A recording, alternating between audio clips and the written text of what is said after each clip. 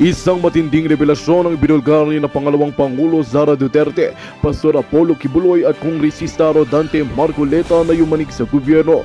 Sa isang biglaang pahayag, inilantad umano nila ang mga lihim na gawain ng Pangulo na si Kuting Jr.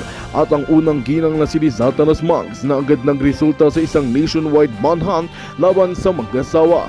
Ayon sa mga ulat, inilabas na ng mga otoridad ang kautusan upang sila ay arestuhin, ngunit hindi pa matukoy ang kanilang kinaroroonan. Sa kabila ng lumalalang tensyon, nanindigan si VP Sara na panahon na upang ilantad ang katotohanan at panananggutin ang mga dapat managot.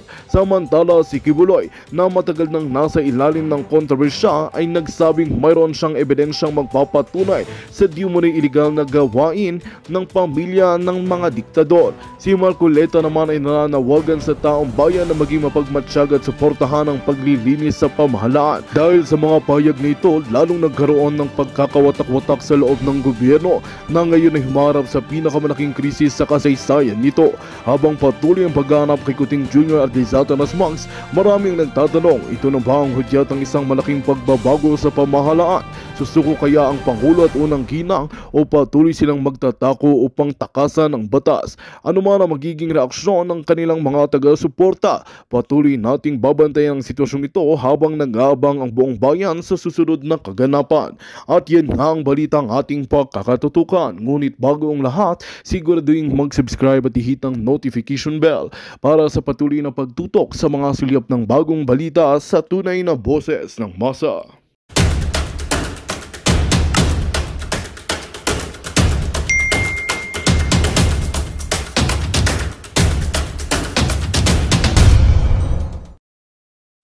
Aglit. Yan. Alam nyo po, napakahalaga ng tandem ni Pastor Kibuloy at ni Marcoleta. Pansinin nyo, nagsasama na po ang pula, dilaw, pink, inodoro, komunista, NPA, mga taga-bundok. Nagsama-sama sila. Kasama na si BBM at saka si Tamba, nagtandem na rin. Di ba?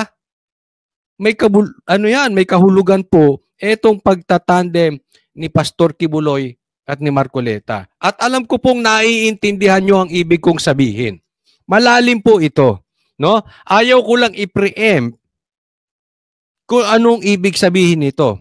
Pero alam natin may common denominator. Sige nga, doon sa mga nakakaalam, ilagay po natin ang common denominator ni Pastor Kibuloy at ni Marcoleta. Ito sa akin, ito nakikita ko. Una, pareha sila na matalik na kaibigan ni PRRD. Pareha sila na talagang kaibigan nila si BP Sara. Parehas yan. Si Pastor Kibuloy ay pastor ng isang malaking simbahan dito sa Pilipinas. Si Marcoleta ay miyembro ng isang malaking simbahan sa Pilipinas.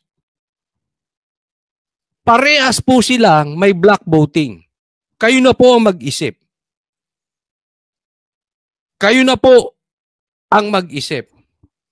Pero ito, isa pa ang pinagkaparehas nila. Common denominator. Si Pastor Kibuloy, kaya ginigipit yan. Before, nakausap namin siya, pinatatahimik siya, pinakakampi sa kabila. Hindi siya pumayag. Actually, hayahay na ang buhay ni Pastor Kibuloy. Dapat. Kung pumayag lang siya, doon sa nanliligaw sa kanya na dapat ay iniwan niya na ang Duterte. Iwan mo lang. Or manahimik ka lang. Basta wag ka lang makisali. Anong ginawa ni Pastor Kibuloy? Nanindigan siya sa tama, tumayo siya, tinuloy niya ang programa ng SMNI laban sa mga komunista, NPA at laban sa mga abusado. Pinagpatuloy niya yung gikan sa masa na galit sila. Alam niyo yung gikan sa masa, yan yung plataforma, programa ni PRRD sa SMNI. Yaan ang pilit inawat.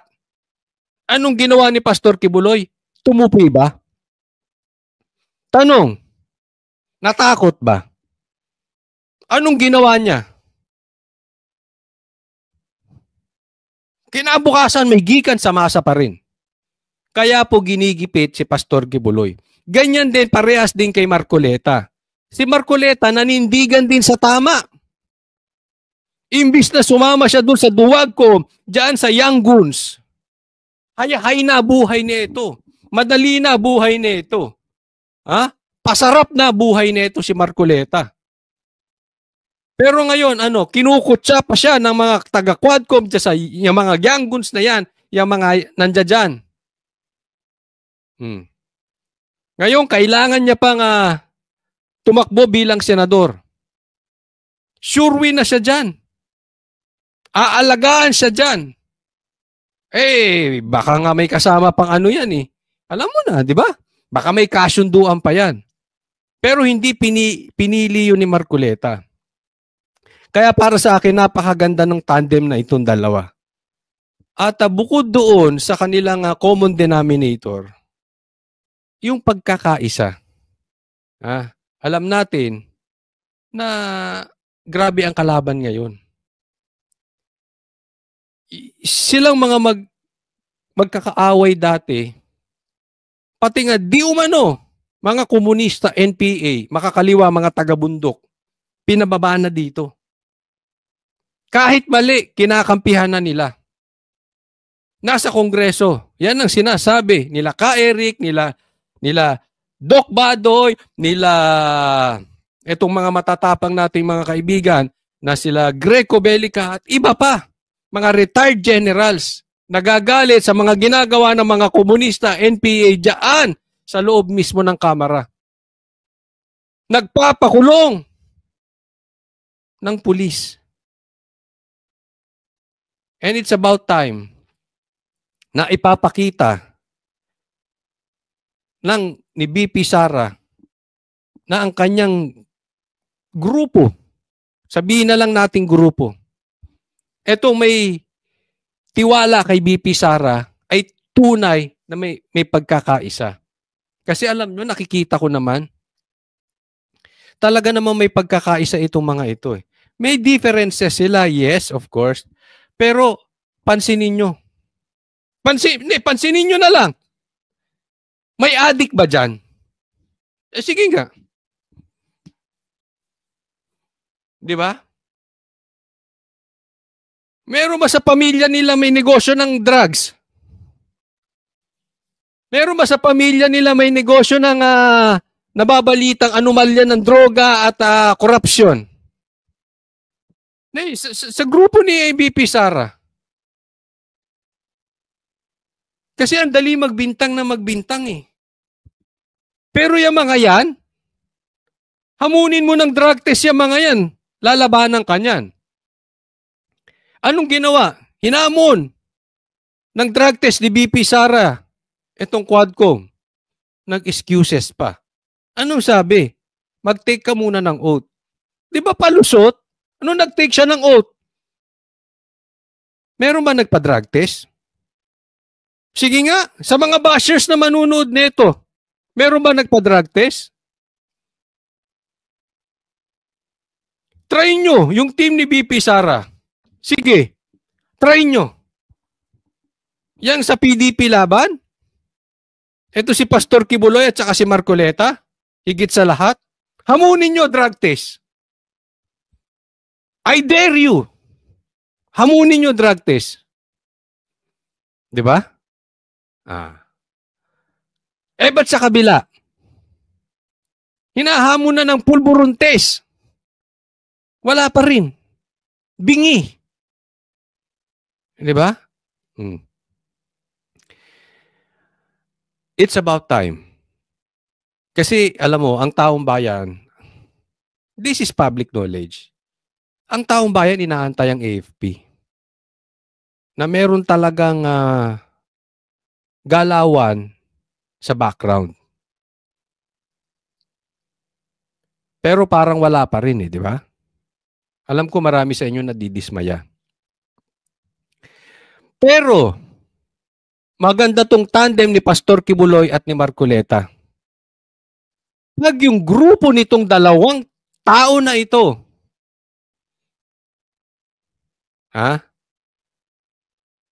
gumalaw, kayang punuin ang EDSA. Timing lang. Timing sa tamang panahon. I-try nyo nang i-impeach si BP Sara, parang awa nyo na. I-impeach nyo na si BP Sara. Dahil tong dalawang mama na ito, may makinarya. Nag-aantay lang sa tamang panahon, sa tamang go signal, galing kay BP Sara o kay PRRD. Ang tanungan na lang dito, capable ba? Very much capable. Nakita nyo yan sa Liwasang Bonifacio. At pag sinama ang grupo ni Marcoleta, iba ito. So sana po sumortahan natin itong tandem ni Kibuloy Marcoleta tandem. Pastor Kibuloy, Representative Marcoleta tandem. Suportahan natin, At alam naman natin, walang dungis ng droga, walang dungis ng korupsyon, hindi magnanakaw, hindi trapo, hindi mukhang swapang sa kapangyarihan. Kailangan po natin ng mga taong katulad nila, lalong-lalo na po si Pastor Kibuloy. Alam mo, I'll be honest to you guys, hindi po tayo kailangan ni Pastor Kibuloy. Kailangan natin si Pastor Kibuloy. At sinabi ko po, nung nakausap ko po si BP Sara at nakausap namin mga nasa media at ang mga vloggers, si BP Sara, yun po ang sinabi ko. We cannot afford na hindi tumakbo si BP Sara sa 2028. Cancer na po itong lipunan natin. At nung nakausap ko rin si Pastor Kibuloy dati, nung wala pa siyang warrant, yan din ang pakiusap ko. Pastor Kibuloy, takbo ka sa Senado.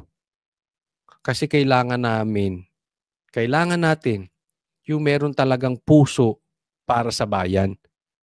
Hindi yung mga trapo na mamimigay ng ayuda dahil meron silang agenda.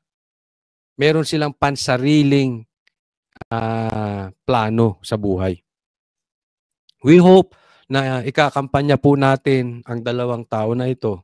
Malaki po, maniwala po kayo, bibihira po ang politiko or tao, kasi hindi pa naman politiko si Pastor Kibuloy, this is the first time, na darating sa buhay natin katulad ni PRRD, na talaga may malasakit sa kapwa. Nakita nyo naman siguro, ubos ang adik sa kalsada.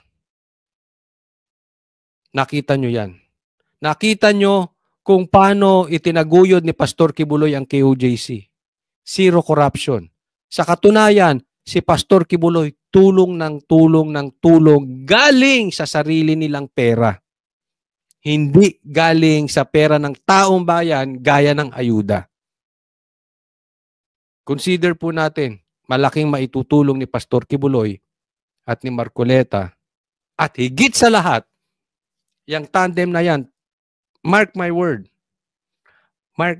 yung tandem nilang yan will be crucial sa pag-upo sa susunod ni BP Sara. I don't know when, pero yung tandem nila will play a very, very big part sa political history dito sa Philippines. Antay-antay lang po tayo. Okay, next po tayo. Ito, tandem din. Kung may tandem na maayos, may tandem na budol. Ito sila. Ito, tingnan natin. Nagdeklara na si House Speaker Martin Romualdez ng all-out war laban sa mga smuggler, profiteer at hoarder ng pagkain na nakita nyo naman, nagpapahirap umano sa mga ordinaryong pamilyang Pilipino. Ayon sa House Leader, nananatiling prioridad ng Kalma, kalma. Ha? All out war. Ha? Sa mga smuggler. Smuggler. Di ba? Lalo-lalo na sa bigas, sa mga pagkain. Naalala nyo, itong tandem nila. Ano sinabi nito? Hindi ko na lang maalala sino nagsabi ng English, sino nagsabi ng Tagalog. Pero pareha sila magpinsan sinabi yan. Ano sabi nung isa? Your days are numbered, sabi niya sa mga smuggler. Yung isa naman sabi, bilang na ang araw ninyo, sabi sa smuggler. Silang dalawa. Hindi ko lang maalala which is which. Sino yung Tagalog, English. Pero pareha sila nagsabi. Huli kayo. Huli kayo na nagsisinungaling kayo. Ngayon, ipinapangako nyo na naman. Sinasabi nyo na naman. Nung sinabi nyo bilang na araw ninyo. Bilang na araw? Buwan na nakalipas. Mag-iisang taon na nga ata. May nahuli kayo mga smugglers. May nakasuhan ba? Sige nga, ilabas ninyo mga nakasuhan. May mga nagkukwento pa nga tanong ko sa inyo, totoo ba ito? May mga nagkukwento. Yung mga nahuhuli nyo, huli-huli pang TV lang. Meron nagsabi sa akin, kakilala ko ano sabi niya? Dito sa lugar namin, dito yung mga bigas-bigas na ni-raid. Hindi daw lahat nire-raid ninyo. Namimili lang kayo ng nire-raid. Ay di ano yun? Pinapatay nyo lang yung competition. Kung may Pastor Kibuloy Marcoleta tandem, merong budol tandem, kayo magkapatid. Wag na natin palahabain Yun na lang. Yung bilang na araw ninyo. Until now, sinasabi nyo may nahuli. Kanina lang sa balita, may nahuli kayo. Na smuggler. Ba't hindi nyo ipamigay? Gaya nung ginawa ni Marcos, ni BBM, yung presidente nyo. Pinamigay yung isda. Eto, ba't hindi nyo ipamigay? Ibebentan ninyo? Kukuhanin ninyo? Ay, nagtatanong lang. Bakit yung bigas na 3 buwan na? Saka pinamigay? Pinagtagal muna? Ano to? Pagtatagalin nyo muna? Saan napunta yung mga nahuli nyong bigas dati? May nabalita ba? O ano yun? Ginawa nyo pang ayuda, nilagyan nyo yung pangalan? Nagtatanong lang po. Bakit ilan lang daw yung nire-raid nyo dyan? Hindi lahat nire-raid. Asa na yung sinasabi nyo bilang na araw ninyo? May kaso ba sila? Bakit tuloy-tuloy ang smuggling? Dapat sa port pa lang yan, nahaharang na Bakit sa warehouse nyo nahuhuli? Ibig sabihin, nakalusot na.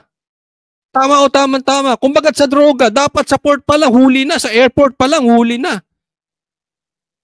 Bakit nahuhuli nyo sa mga tao? Di nalulusutan kayo. Ano yung nangyari doon sa drug hole ni Marcos? Hanggang ngayon, hindi na lumabas yung driver. Biggest drug hole, walang balita. Record-breaking drug hole, walang balita. Wala yung driver. Walang bodyguard. Nahuli lang sa checkpoint. Pambihira. Ang daming butas. Sige, pakisagot lang. Totoo ba yun? Namimili kayo ng i-raid. Pagka hindi nyo kaibigan, hindi nyo re-raidin? Ay pagkaibigan nyo, hindi nyo re-raidin? Tanong lang. Saan napunta yung mga bigas na na-raid nyo? Asa na yung mga drug lords? Merong listahan na ng mga drug lords. Nilabas nyo pa yung mga pangalan dyan sa house. Nabalita yan sa mainstream media, hindi lang sa SMNI. May nakulong ba ni isa sa kanila? May nakasuhan ba ni isa sa kanila? Tanong lang po. Kasi ito na naman kayo, sasabihan nyo na naman yung taong bayan All out war sa smuggling. Sinabi mo na yan, tambay Sinabi nyo na, kayo ba talaga magpinsan? Lulukuhin nyo na lang kaming taong bayan parati. Tapos pag tinatanong kayo, magagalit kayo, ipapakontempt nyo. Damihan nyo yung kwarto dyan sa contempt, nyo. Parang gusto nyo lahat i-contempt, lahat ng kukontra sa inyo eh. Gusto nyo at ituring kayong mga Diyos. Sige na, ilabas lang ninyo. Saan napunta yung mga nahuli nyo before na smuggle na mga bigas? Yung listahan na nilabas nyo dyan sa HOR, may isa ba nakasuhan or nakulong? Pakisagot lang. Pakisagot kung sino man sa inyo magpinsan. Ni BBM ikaw, tsaka ikaw. Sagutin nyo. Kamara ang pagbibigay proteksyon sa mga Pilipino kaya't isa sa mga tinututukan nila ay ang presyo ng bigas. Sabi ni Speaker Romualdez na sa susunod na taon, palalawigin pa nila ang mga isyong tumatalakay sa murang pagkain sa ilalim ng kanilang... Niloloko nyo taong bayan eh. Dati nyo na sinasabi yan eh. Nahuhuli nyo yung smuggling. Hanggang ngayon, mataas pa rin ang bigas. Kailan nyo ba maaayos siya sa 2028 pagbaba ni Marcos? Wag nyo naman sana kaming gawing tanga. Paulit-ulit yung sinasabi nyo, walang nangyayari eh. Hindi ba katulad nung si PRRD nagsalita? May listahan siya oh. Ito yung mga alam naming adik. Sumuko na kayo bago pa kayo matokhang. Ilang libo sumuko, di ba? Alam mo kung sino nagsasalita? Resulta. Kayo din, kayong tandem, kayong magpinsan, BBM, Tamba, tandem. Ang nagsisalita sa inyo, resulta. Tingnan nyo presyo. Ang layo sa 20 pesos eh. Dami nyong nahuli, wala namang nangyayari. Totoo lang. Naniniwala. Sige, tanungin ko kayo sa mga manunood. Naniniwala ba kayo sa BBM, Tamba, tandem? Nabilang na ang araw. Your days are numbered, mga smugglers. Para kayong bantay sa lakay eh. Alam mo kung bakit? Yung pinsan mo, Martin, na si BBM, naging, ano pa yan ha? Agriculture Secretary. May nangyari ba? No secretary ba siya bumaba presyo ng bigas? Hindi. Yung sibuyas nga, naging 100 pataas eh. Ang presyo. 200 pa nga. Yung asukal, 100 plus ang kilo. Naalala nyo yon? Sili, tumaas din. Presidente, Agriculture Secretary rin? Walang nagawa sa agriculture? Ano ba talaga yan si Marcos? Weak ba talaga yan o walang silbi? Pinalitan siya. May nangyari ba? Ganyan din. Kayo magsabi, yan ba hindi langtarang panloloko sa taong bayan? Alam mo kaya itong pagsalisalita nitong si Tamba? Nahuhuli sa kanya, sinungaling siya eh. Sa'yo mismo galing, Martin, sinungaling ka. Kasi sinabi nyo na yan dati. Wala namang nangyari, inuulit mo pa ngayon. Diba? Hindi ako nagsabi nun, ikaw. Nasa beli tayo ng mainstream media. Marami pong nakapanood nun. Super Committee. Isasama rin sa pag-uusapan ng presyo ng iba pang basic commodities. Ibaba natin ang presyo ng bigas at basic food commodities. Yun po talaga ang hangarin na... Ayan ang hangarin mo, ibaba ang presyo. Paano pag hindi bumaba? Pwede kang tawaging sinungaling Martin? Sinungaling Tamba? Hindi alam nyo kung bakit po ganito. Kasi sawang-sawa na po ta. Ang dami ko pong nare-receive ng messages. Sawang-sawa ng tao sa kakapangako ninyo. 2022 pa kayong nakaupo, hanggang ngayon mataas pa rin ang presyo. Tapos mangangako kayo, sisikapin yung ibaba. Sisikapin ni Marcos ibaba ng 20 pesos. Ilang taon gusto nyo? Pagpatay na yung mga kabayo, saka nyo isi-serve yung damo? Talagang ginagawa nyo kaming tanga. Pero mas tanga kayo kung akala nyo naloloko nyo kami. Diba? Hindi nyo na kayo maloloko. Puro kayo pangako eh. Paano kayo may matatapos sa trabaho nyo? Sino inaasikaso nyo? Kakafocus nyo sa Duterte. Diba? Ayaw nga nyo magpa-drug test eh. Kasimple nun eh. Natakot kayo sa drug test. no? This one we're going to... Ako, tanong ko lang naman. Ikaw kaya, Martin, papayag ka magpa-drug test? Si BBM, papayag ba pa drug test? Forward, in fact, there will be hearings and briefings. Ano naman connection sa bigas noon? Paano kasi? Yung sinasabi ng taong bayan, lutang na kayo. Para na kay si Lenny, lutang. Ano sinasabi nila? Hindi ko sinasabing totoo yun, ha? Kaya lang, parang ganun lumalabas eh. Kasi yung mga pangako nyo hindi nangyayari. Ano ba naman pagbigyan nyo yung drug test? Nang hindi na kayo pagdudahan, na pag meron kayong kapalpakang nagagawa, hindi na papagbintangan yung droga. Di ba? Kadali-dali naman magpa-drug test. Ewan ko ba naman sa inyo, oh? Sweet. Kita mo, anong lumalabas sa'yo? Sinungaling trapo. Ako ito lang sa akin, ha, sa mga kababayan. Nasa sa inyo naman yun eh. Kung maniniwala kayo o hindi. Iwasan na po natin yung trapo. Diba? Pag nakakita kayo ng isang kandidato, darating ang 2025 election, nung panahon niya, wala siyang nagawa. Boboto nyo pa ba? Wala siyang ginawa kung hindi mag-ayuda. Walang proyekto, walang infrastructure. Kasi yan, malaking proyekto yan, ha. Tanungin nyo agad. Congressman ka, anong infrastructure mo sa lugar ninyo? Kasi kailangan ng bansa natin yan eh. Infrastructure. Hindi pwede tayong bigayan lang ng bigayan ng pera. Hindi tayo aasenso niyan. Tanong nyo sa mga congressman. May infrastructure ba? Meron bang nagawang tulay? Kung wala, niloloko kayo niyan. Bahay nila gumaganda.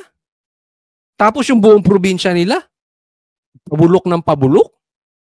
Pambihira yan. Hindi, nuknukan ng lukuhan yan. Ako, sa akin lang, huwag kayong boboto nang hindi nakagawa ng infrastructure. Anong silbi ng mga yan? Sa bansang Pilipinas, alisin mo yung ayuda. Wala. Kayo mag-decide. Diba? Sa akin naman nagsasuggest lang. Anong nagawa nila? Kung walang nagawa, bakit nyo pa iboboto? Dahil maganda apelyido? Pagandahan na lang tayo ng apelyido. Pag ang apelyido, tunog Kastila, boto natin. Ganon. Core ninyo, ha? Diba? Kaya tayo naloloko eh. Diba? Itinapon nyo na yung tatay, binoto nyo naman yung anak. O, diba? Huwag na tayong papaloko. Lagi nyo hihingin yung resibo. Huwag na po tayo paloko, ha? O, next po tayo. Ito, mga young guns, di umano, takot sa impeachment. Okay, fire. Ito. Pag-usapan natin. Another lip service ng ating Vice Presidente. Dahil nakikita naman natin na napakadaming pagkakataon na kailangan niya magpaliwanag, hindi naman siya nagpapaliwanag. Ngayon, ang sinasabi na naman niya na through impeachment, makakapagpaliwanag siya. Buang! Ay, Diyos. Hindi. Kasi sinasabi nito, lip service. Si BP Sara daw puro ngangwa. Sabi niya, pinagpapaliwanag siya dyan sa kamera. Hindi naman siya nagpapaliwanag. Ngayon, sasabihin na maganda nga yung impeachment. At least makakapagpaliwanag siya. Sabi niya, lip service lang yun. Iniiba-iba ni BP Sara sinasabi niya. Mahina ba utak mo, sir? Tanong ko, mahina ba utak mo? Kasi pag pumunta siya dyan sa inyo, gigisahin nyo, hindi nyo naman siya pagpapaliwanagin. Ang gusto pa nga nyong tanungan, yes or no lang eh. Buti na lang, matapang si PRRD. Sinagot, ba't tanungin nyo ako ng yes or no? Hindi, wag na tayo maglokohan, sir. Diretsaan na tayo. Si BP Sara ba, pag pinatawag nyo, pwedeng magpaliwanag? O pag maganda na ang sinasabi ng mga resource person ninyo at ayaw ninyo ang sagot, sisigawan ninyo, i-stopin ninyo, one minute break, or i-contempt ninyo. Duduruin ninyo. Huwag na tayo maglokohan. Ganyan naman. Magandang balita ang hatid namin sa inyo ngayong araw. Sa pagtatapos ng aming balitaan, nagbigay kami ng mga mahalagang impormasyon. Maraming salamat sa pagtutok at pagsuporta sa aming programa. Huwag kalimutang manatili sa mga susunod na araw para sa mga bagong balita at mga kwento na dapat nating abangan. Mula sa Boses ng Masa, magandang araw Pilipinas!